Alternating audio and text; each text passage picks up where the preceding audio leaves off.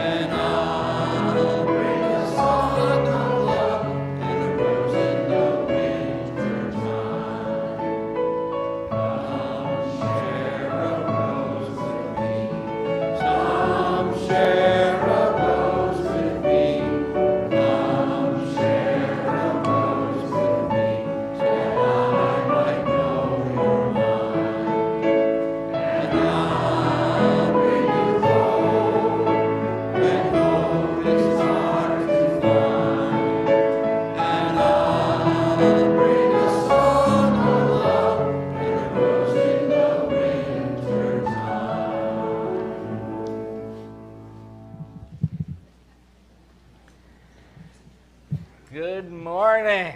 Good morning. Welcome, everybody. I'm Reverend J. Wolin, the settled minister here at the Unitarian Universalists of Sarasota.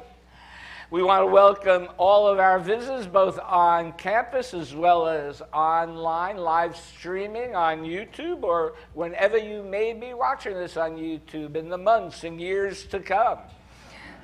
We invite our visitors to participate in any of our events. We welcome visitors to find out more about Unitarian Universalism and as well this congregation by registering on our virtual guest book, which you can find via a link at our website, uusrq.org. And if you're in person here, there is a sign-up sheet for visitors at the welcome table outside the sanctuary. And if you do sign up, you will get a weekly newsletter with Zoom links as well to our virtual events. We always, every week after service, have coffee and desserts, and we invite you as well to join us for that so we can get to know each other. We have a few short announcements here this morning.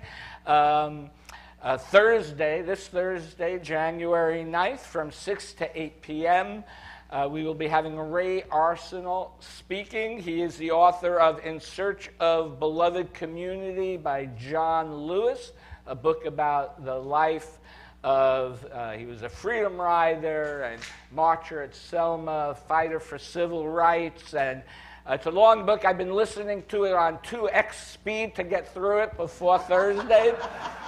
And you can do that. It takes about, I think, 12 hours, but you can do that. Or you can just come and listen to him share his story and his knowledge as well.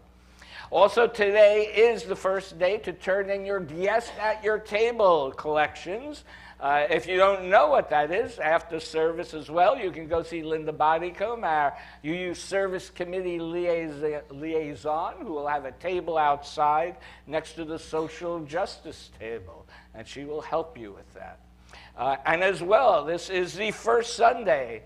And does anybody know what happens first Sunday after the service? Oh, I love it. Yes, new member. You can join and become a member of the Unitarian Universalists of Sarasota. So after the service, give me about 10 minutes to say hello to people and get my coffee, and then you can meet in my office and sign the book and get to know other people who are joining around this time. And so, without any further ado, is my joy to welcome up Cindy to share, as she's been here before, to share her musical gifts with us.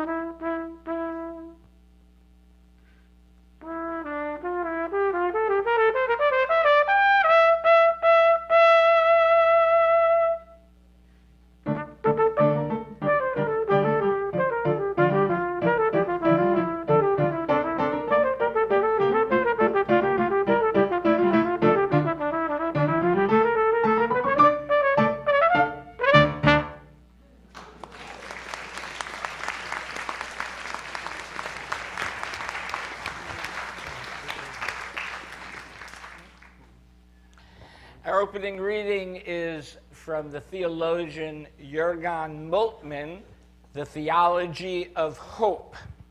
Faith, wherever it develops into hope, causes not rest, but unrest.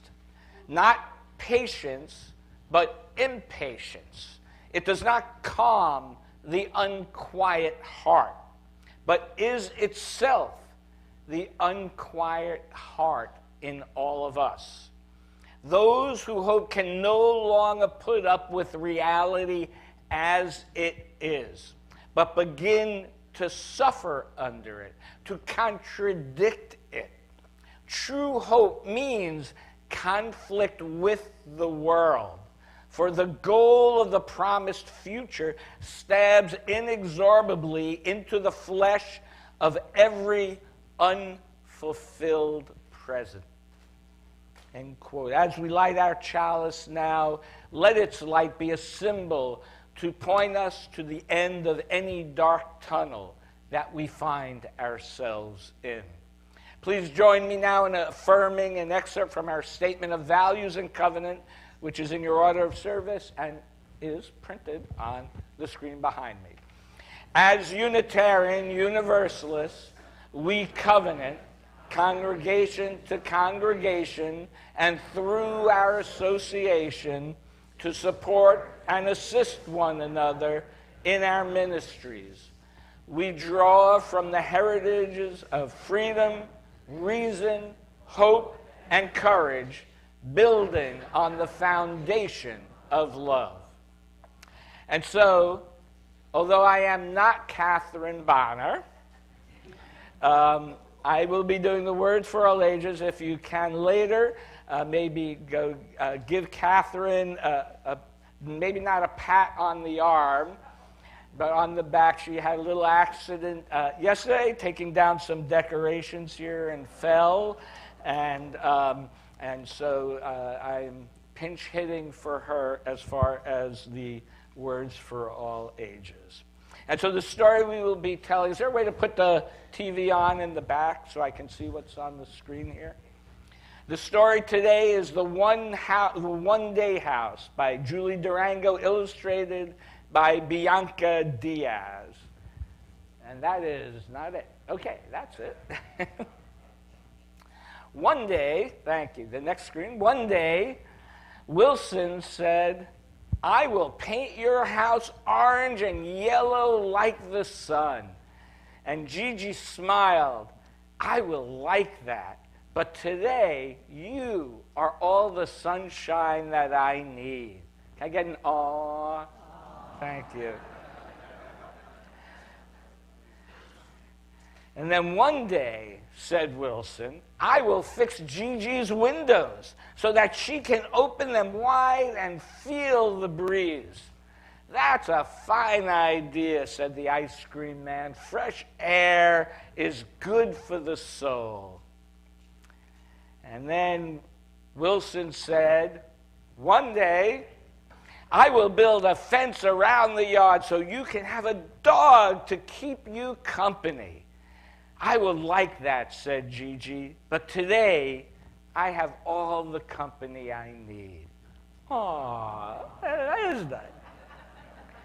Then Wilson said, "I will fix the stairs so Gigi can sit on the balcony and see forever." "That's a beautiful idea," said a passing neighbor. "Everyone enjoys a pretty view," agreed her friend. Wilson then said, "I will fix your chimney so you can make a fire to keep you cozy." "I would like that," said Gigi, "but today you are all the warmth I need."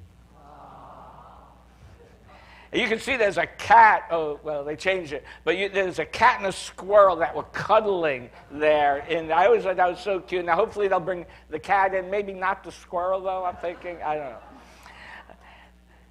Wilson then said, "I will fix the roof on Gigi's house to keep out the wind and the snow." And "That's a smart idea," said the librarian. "There's nothing better than a snug house on a wintry day." I want to point out the books that he is taking out there are Roof 101 and other roof repair books. So he is planning on learning how to do something, not just wishing for one day. And then Wilson said, "I will fix your piano so you can play music again." "I would like that," said Gigi, "but today you are the song in my heart." Again, you can see the drawings of the items. He will need to fix the piano. So he had some solid plans there. And then Wilson said, I will plant a garden for Gigi so she can be surrounded by flowers. That's a great idea, said Wilson's teacher. It is fun to watch things grow. To see he has all the pictures on the blackboard of all of his plans. And then Wilson said, and then one day is here. As everyone from the community came by to help Gigi fix her house. And you can see they all chipped in based on their own skills. If you look at the book, they were each of them the ones that were fixing the piano. She was actually in the picture out the window with her guitar, so you knew she was a musician. So they all chipped in to help their neighbor. And next picture, even better, they got ice cream to boot. I mean, although I do not think I still do not think I would walk up those twisting, winding steps. I just might go out the window personally. But anyway, Gigi said, is a very nice day indeed. One day, said Wilson, is the best day ever. And Gigi smiled. The very best, she agreed, just like you. And so, next screen, in the author's words, the inspiration for One Day House came from her local writing partner and friend, a carpenter by trade, who has volunteered his time and talents to their community annual Labor of Love event, a day each fall where hundreds of volunteers come together to help repair the homes of the elderly, the disabled, and the needy in eastern LaSalle County, Illinois. It's an amazing display of human compassion and generosity at its best, end quote. And this is what is known as mutual care, people helping people. And in the coming year, as resources may become more scarce due to government cutbacks, we will be called upon to help each other and others in the community who are in need. Let us answer that call not with wishes, but with action. With each action, we create hope for a better future. I now invite our children to go with Catherine and Julie to Children's Religious Ed as we get to hear now more beautiful music.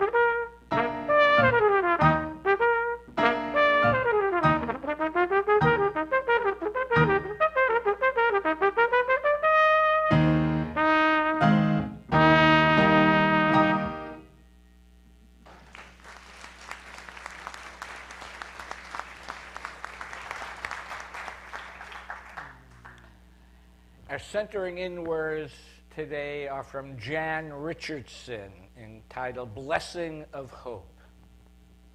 So may we know the hope that is not just for someday, but for this day, here, now, in this moment, that opens to us.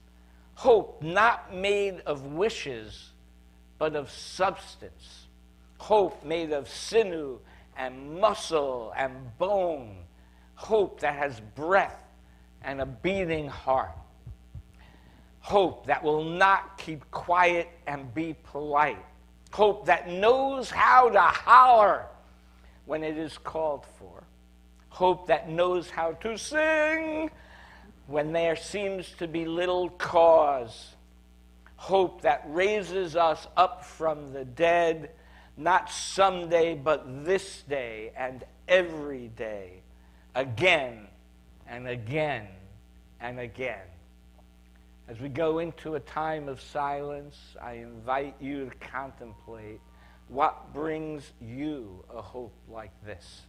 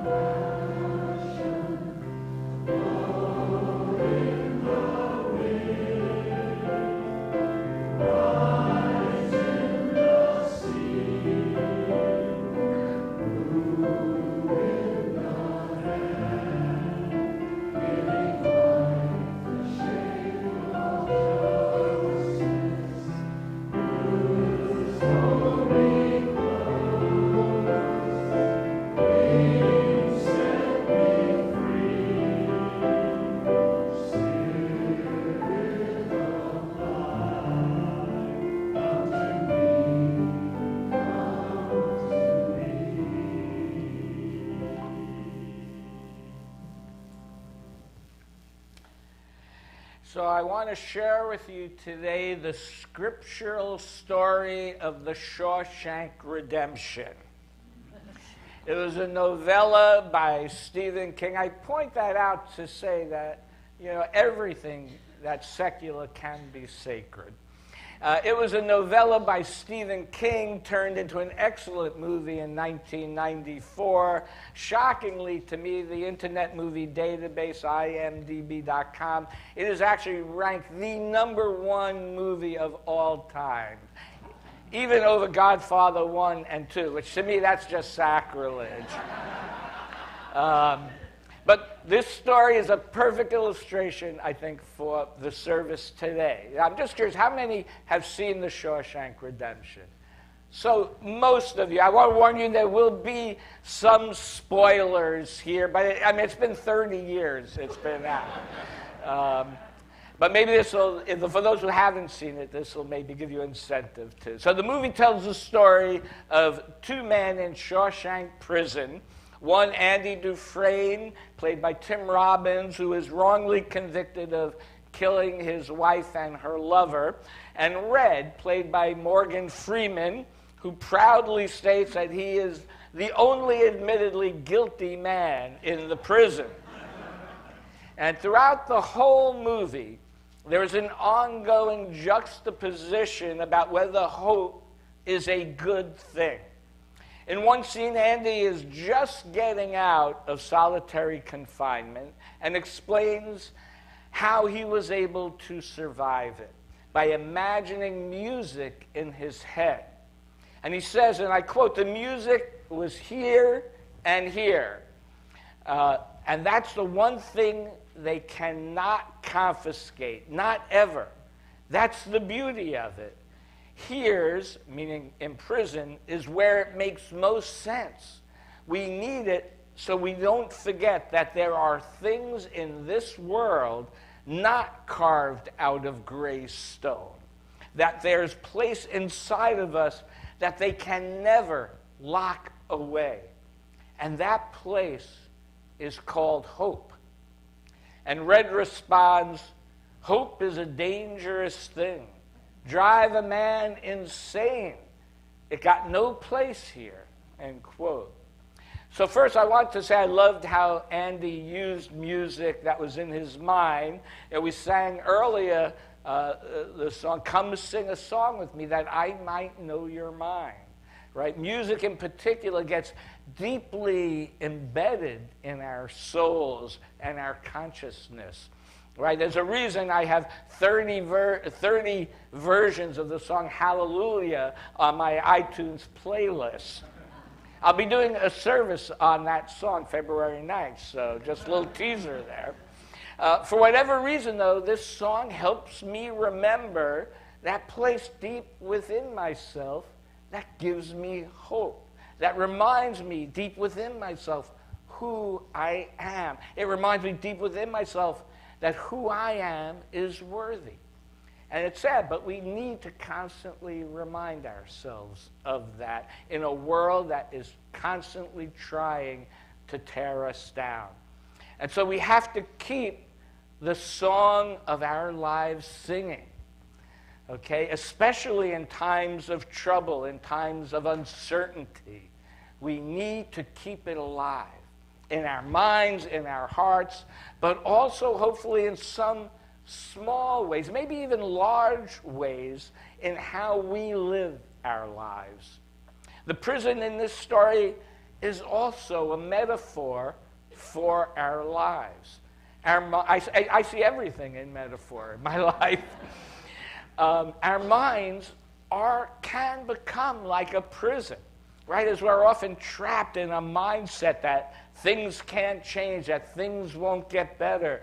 But history tells us otherwise, right? Sometimes when we are comfortable with the way things are, we forget that there are others who are struggling.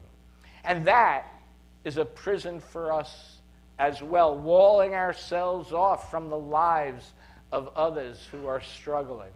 We are in a prison when we are conditioned to believe that there is only one way to do things, only one way to be in the world.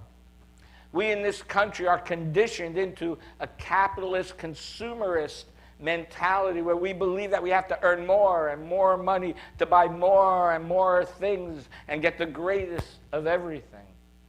Now, I'm not opposed to new things. I like new things. Or people making money. I've been a capitalist in my life. But when we do it to the detriment of all else in our lives, our health, our happiness, our dreams, our purpose, our compassion for others, and as well, I want to add our care for the environment, right? When we diminish these things, then we lose the music that is in our heart and in our mind. We accept compromise after compromise, and with each compromise, another piece of stone goes up in the prison walls of our mind until we become comfortable with it, right, and rationalize everything. In the movie, Red said, and I quote, "These walls are funny. First you hate them, then you get used to them. Enough time passes that you depend on them. That's institutionalized." Well, this country supports a system that abuses its workers, that denies health care to all its citizens, systemically discriminates against people of color, pollutes the air and the water that we depend on, and all too often it seems too big to change, too powerful to overcome. But in the movie, similarly, the prison system grinds down the men with power and abuse, and the warden uses corruption to enrich himself.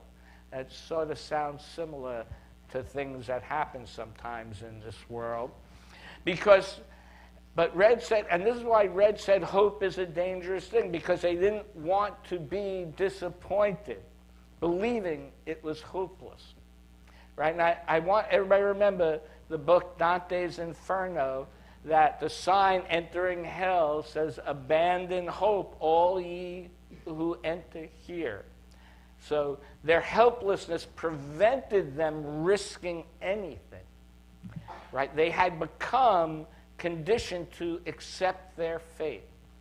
Just as Americans, or many, have become conditioned to accept injustice.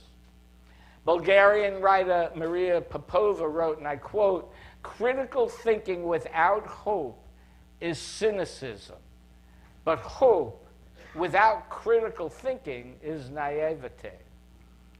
So yes, hope is dangerous for us because it requires us to face ourselves. It requires us to understand that we have a responsibility not only to ourselves, but to our ancestors, right, who for all their strengths and weaknesses, right, we would not be here without. Right? We also have a responsibility to our descendants. Right? I think it is natural to want something better for those who will follow us. Right? I think we need to relook, though, at what we mean by better. Not just more money or a bigger house, but better, more fulfilling opportunities, more and deeper connections, and more and lasting peace, and more and endearing love. And that is why hope can be dangerous to people in power. Right? If people believe they can change things, they will gain confidence and take actions that lead to change. You know, when I was younger, one of my first jobs out of college, I used to play racquetball with a friend of mine, and every week, and I would beat him time after time after time. And I got a little worried that, you know, if I kept beating him, you know, maybe he'd stop playing. And I enjoyed the exercise, and so I let him win once, right? And just by winning once, he gained confidence that all our future games were much more competitive, and he won more. You know, he started winning more, not all the time, but he won more and was much more competitive. So sometimes just having hope can psychologically improve your chances to succeed. Now, you might say, well, not everybody in the world is going to be nice like Jay and let me win, right? And yet, I will tell you, in my life, maybe I've just been fortunate over the years, but there are many people who have given me opportunities to learn and to grow and to succeed. And that encouraged me, and that is why we always should look for how we can give others opportunities to succeed, right? Not game of racquetball, but the game of life, right? How do we help others and ourselves even to succeed? And one way that you can give others the opportunity to succeed, thank you, is through your generosity as we take our offering. For those online or those here on your cell phone, there's a link to donate in the description of the YouTube video or the QR code in the order of service. Let this sacred time begin.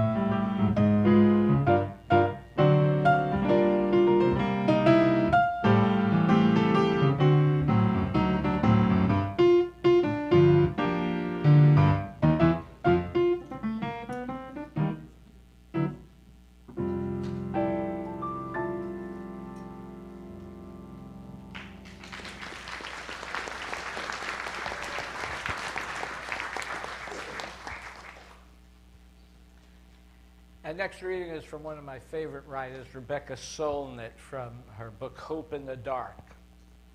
It is important to say what hope is not. It is not the belief that everything was or is and will be fine. The evidence is all around us of tremendous suffering and tremendous destruction. The hope I'm interested in is about broad perspectives with a specific possibilities, ones that invite or demand that we act. It is also not a sunny, everything is going to get better narrative, though it may be a counter to the everything is getting worse narrative. Patrisse Cullors, one of the founders of Black Lives Matters, early on described the movement's mission as, and I quote, to provide hope and inspiration for collective action, to build collective power, to achieve collective transformation, rooted in grief and rage, but pointed towards visions and dreams. It's a statement that acknowledges that grief and hope can coexist. And now, one last time.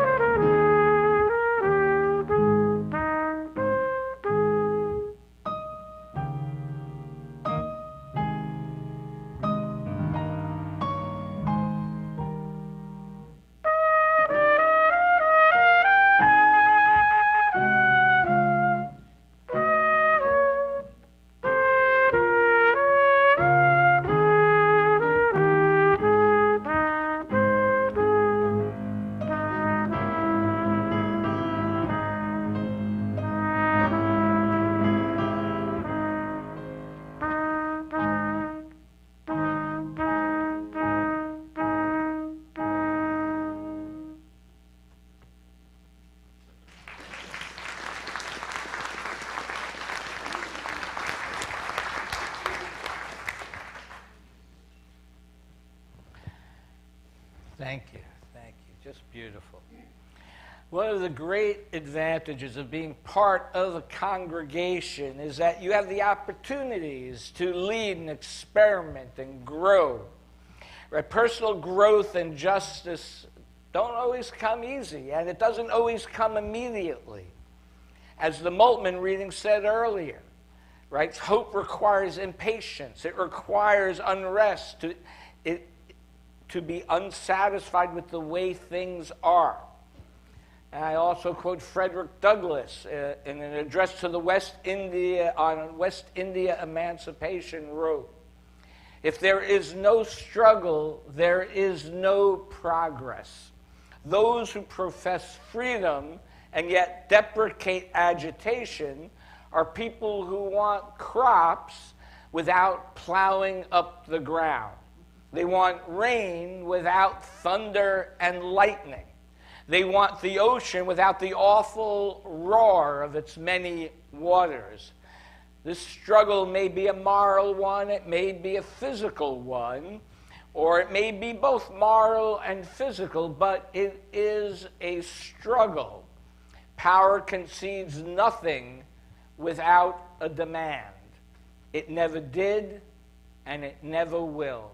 End quote. And along with those lines, in this movie, The Shawshank Redemption, comes Andy Dufresne, who demanded that he be treated humanely, who worked within the corrupt system to change the prisoners' lives for the better, to remind them of the beauty that is in life, and over a 20-year period, using a rock hammer, he slowly, day by day, chipped a hole in the wall of his cell and escaped the prison and exposed the corruption and found his way to a peaceful existence on the beach. I don't know why that just made me think of, Siesta Key, but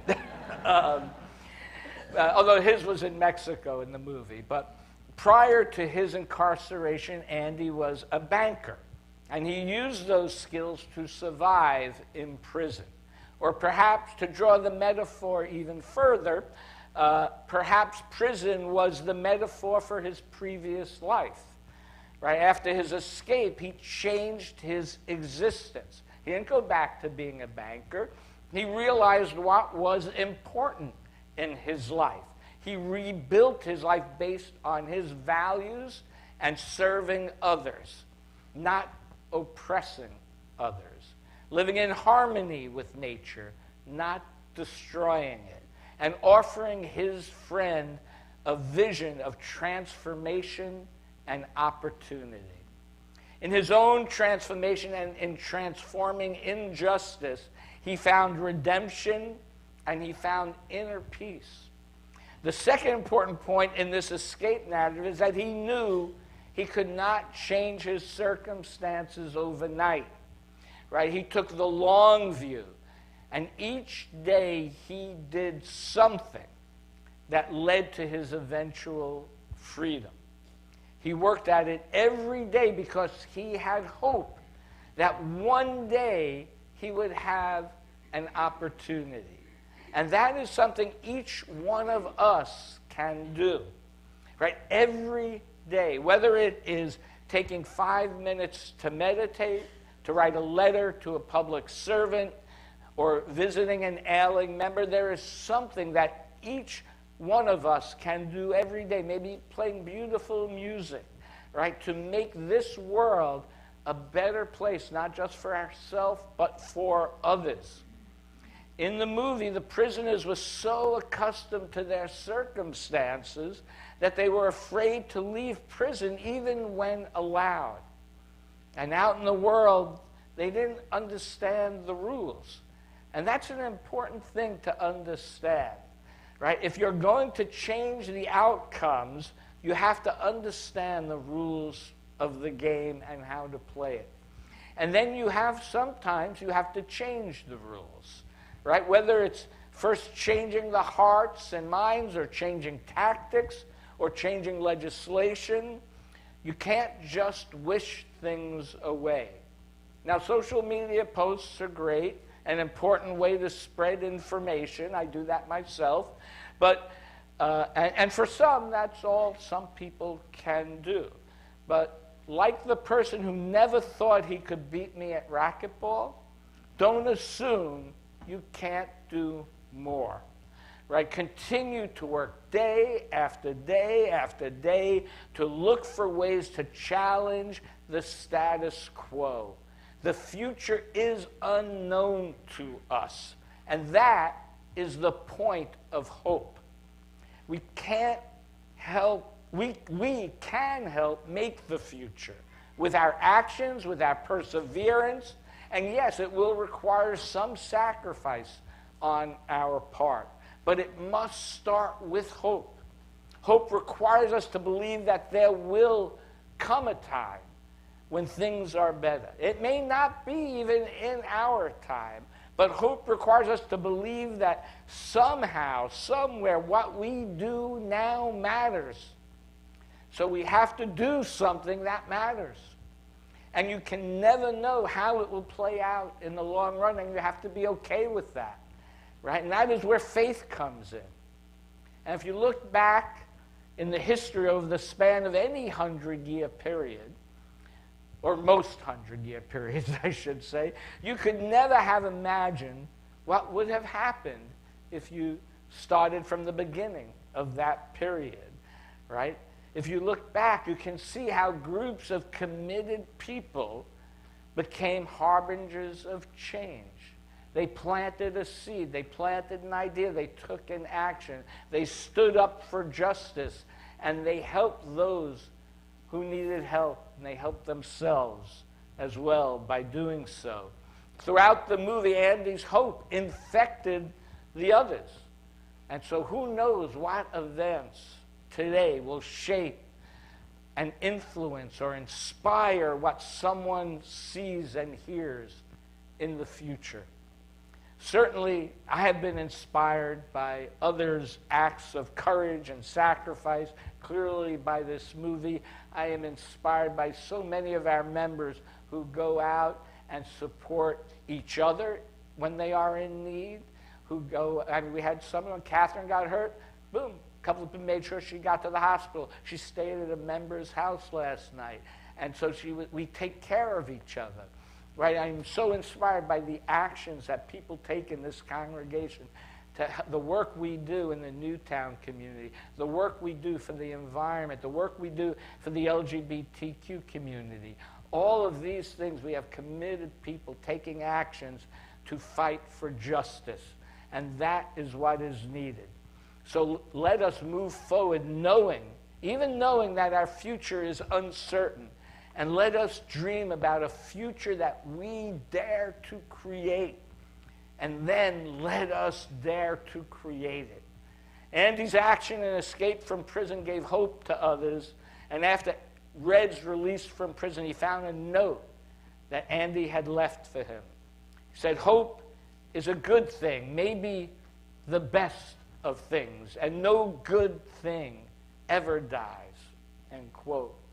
So let us go do good, and may our actions be our legacy that shall live on in eternity, that 100 years from now, people will look back on and recognize us as the seeds of change. Red, upon his release from prison, after a short while of doing make work, finally decides that he will find his friend, that he will seek real freedom. Not just the prison of four walls, whether that be behind bars or in his small apartment with his small ideas of what still could be.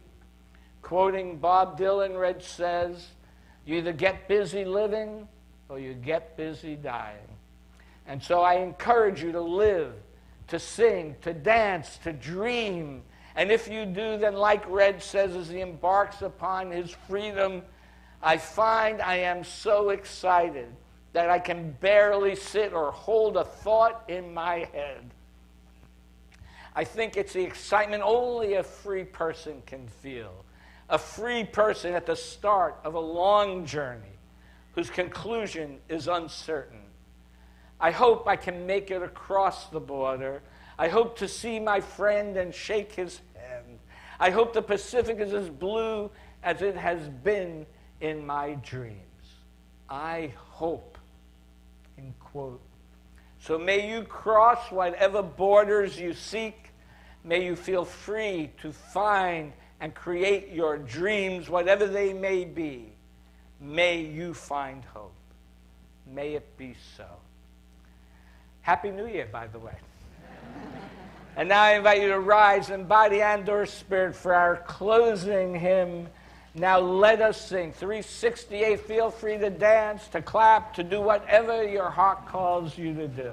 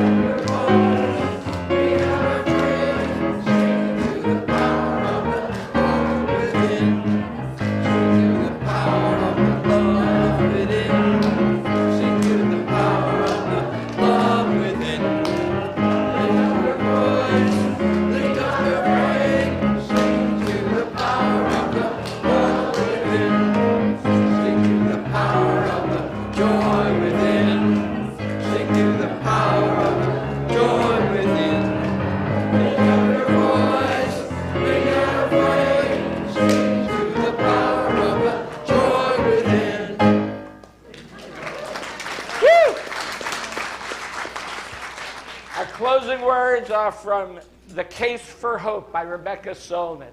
The future is bigger than our imaginations. It is unimaginable, and then it comes anyway. To meet it, we need to keep going, to walk past what we can imagine. We need to be unstoppable. And here's what it takes. You don't stop walking to congratulate yourself. You don't stop walking to wallow in despair. You don't stop because your own life got too comfortable or too complicated or too rough. You don't stop because you won. You don't stop because you lost.